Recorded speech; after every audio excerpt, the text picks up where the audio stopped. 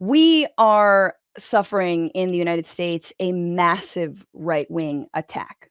Um, there is a full court press on democracy, on our fundamental basic human rights, our freedoms. It is happening on our labor rights. It is happening, and it is now taking the form of and using as a vessel for its attacks, using Israel.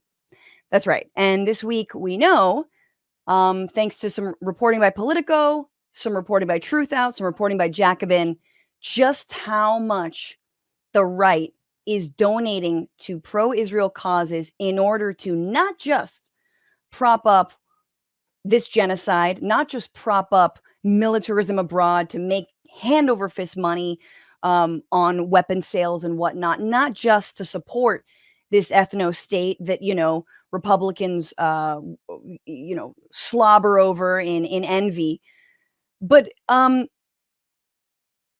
they're doing it also for their own goals. They're also doing it because they want to undermine labor rights. They want to undermine reproductive rights. They want to undermine the possibility that we could ever get things like universal health care.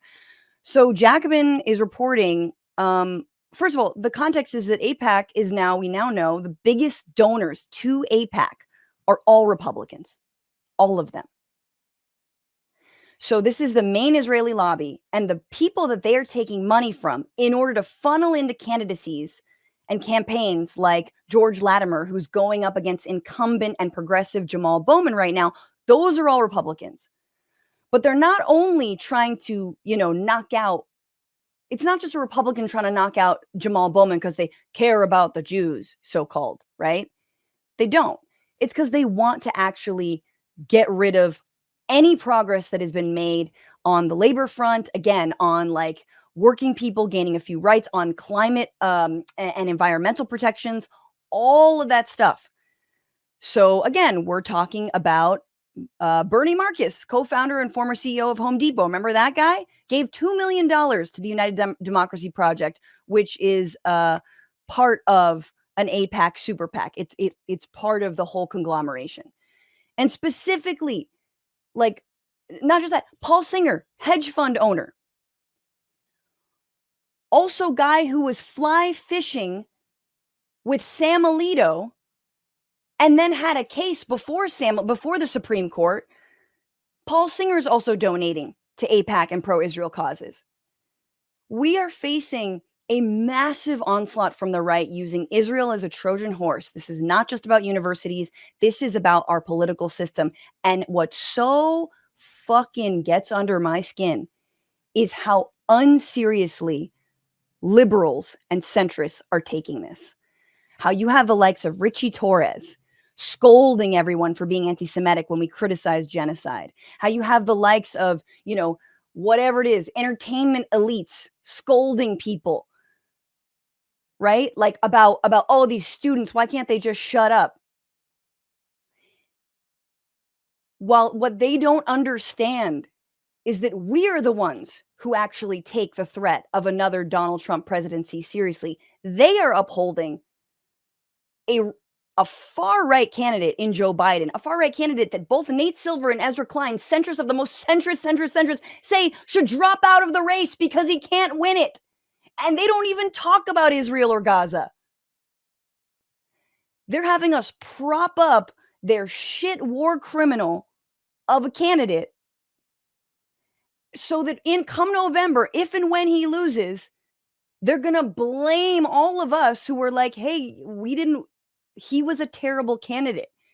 He didn't listen to the 57% of Democratic voters who say this is a genocide. We need to stop arming Israel. The NAACP this week said we need to stop the flow of weapons to Israel.